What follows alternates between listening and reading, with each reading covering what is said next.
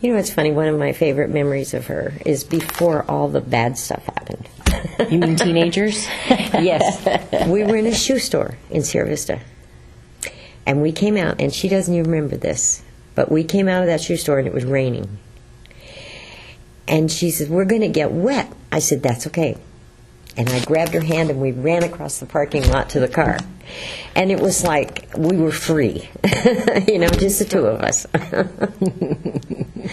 Mm-hmm. Nope, I don't remember that. But I'm glad she does. Are there any other moments that stick out in your mind? Gosh. If you gave us a chance to think, I know we could come up with it. That South Mountain conversation sticks with me. Sitting up on the edge of the Grand Canyon. Mm-hmm. Watching the squirrels. That was more recently. Yeah. But it always felt like Mom and I were a team, even when I hadn't struck that balance with her that I mentioned earlier today.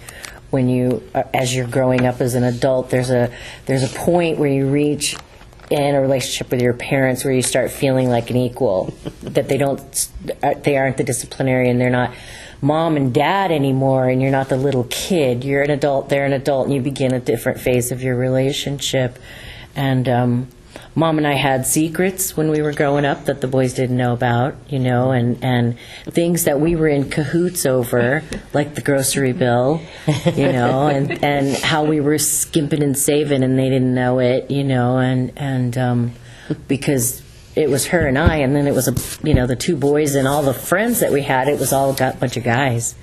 So that always set us apart from them because we were the only two females.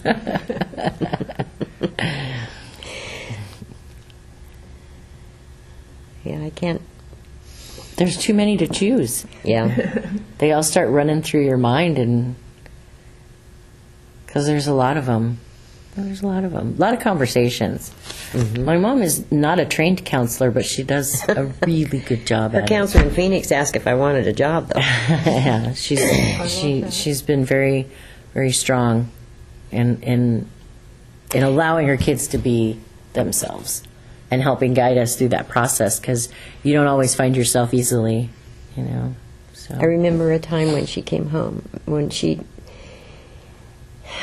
you had tried to run away or something, and you said, "If I had a dad." And I don't know where it came from, but boy, I went off on her. Yeah, you have a dad. I didn't see him, hadn't seen him, didn't visit him, he didn't visit me, he didn't call, he didn't write, he didn't send smoke signals, but she was absolutely adamant. I did have a dad, and he did love me, even though he was a real... Now, what I said was he loved you as much as he was capable of loving you. That's true. That's true. I remember one, too, the conversation we had about nicknames. I came home from school crying about my name, and we laid on the bed and talked about nicknames, because I have a very unusual first name, and we laid there and went through the litany, Cookie and Candy and this and that and the other, and nothing fit. It was a teacher in high school that started calling me Renie, and it stuck. I'll always remember him fondly.